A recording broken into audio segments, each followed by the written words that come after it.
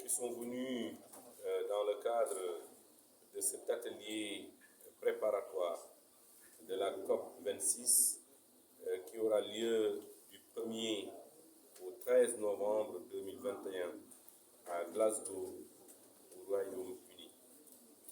Vous savez que la dernière édition de la conférence des pays, de la convention des cadres, de la conférence des cadres, de la convention de la convention de la conférence des parties à la convention cadre des Nations Unies sur les changements climatiques, communément appelée COP. La dernière édition s'est tenue à Madrid en 2020.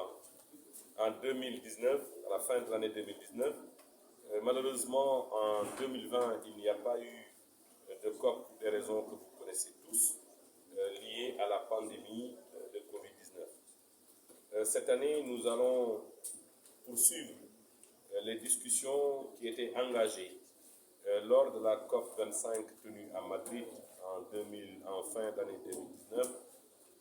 Beaucoup de points nous attendent et pour répondre à votre question, vous savez, les pays signataires de l'accord de Paris s'étaient engagés à mettre à la disposition ou à produire ce qu'on appelle la contribution déterminée au niveau national, qui devrait être la feuille de route de chaque pays en ce qui concerne sa politique environnementale. Le Sénégal a bien entendu satisfait à cette exigence de l'accord de Paris. La contribution déterminée au niveau national du Sénégal a été déposée et c'est une contribution déterminée nationale qui se chiffre à 13 milliards de dollars. Dans une partie atténuation, elle se chiffre à plus de 5 000 milliards de francs CFA et dans la partie adaptation, elle est de plus de 2 500 milliards de francs CFA.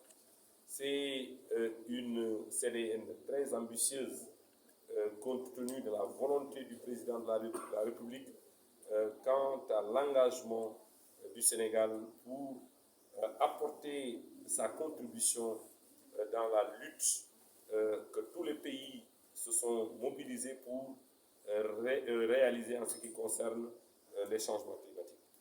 Vous savez également que pour ce qui concerne la COP 25, nous n'avons pas épuisé toutes les discussions, notamment